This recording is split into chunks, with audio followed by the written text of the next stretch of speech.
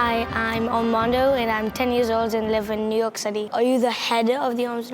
Yes, I am. Yeah, I'm here to speak with Pierre, the head of the arms armor department in the Met. So, Armando, you've always been interested in this stuff? I have always been interested in the medieval ages, including like the armor that they wore and the weapons that they used. Well, what do you think is so interesting about these things? Well, the armor, they can make it so they protect the body, but they can still move. So you're very interested in design. Yes. And that's one reason I love this material, is because it's so clever and beautiful. Let's take a look. Great. What would a nobleman do to get some armor? So the noblemen would have armor made to their measure, and sometimes even they couldn't go themselves, they would send their clothing. And a messenger said, make an armor that fits this clothing. What did the soldiers sometimes do if their armor got ruined?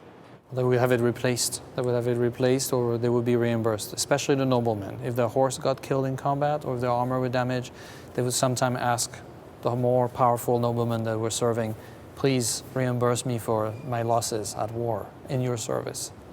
That's a pretty fair deal.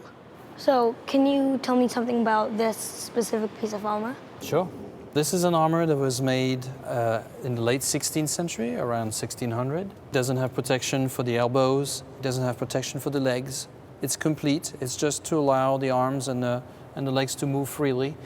And it's decorated, but the decoration is very simple. You have areas of the steel that have been polished so that they look like plain metal, and other areas have been painted black to create a contrast. But very few armors would be completely plain. They would always have something decorative about them. This armor looks very different than the last one that we saw. It has much more armor on the legs and more enclosed helmet. You can see the emblems of France and England on it and the initials of the Queen of England, the EE. This was made for a nobleman who was the champion of the Queen of England. So when there was a joust, he was jousted for her. When he won, she won.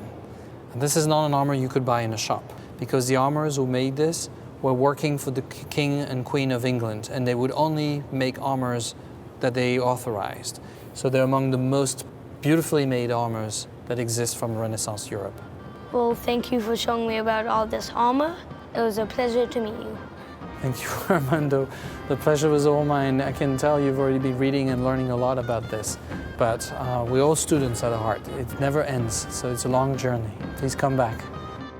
This is Armando signing off for the Met. You don't have to like look at the camera like Each other like that.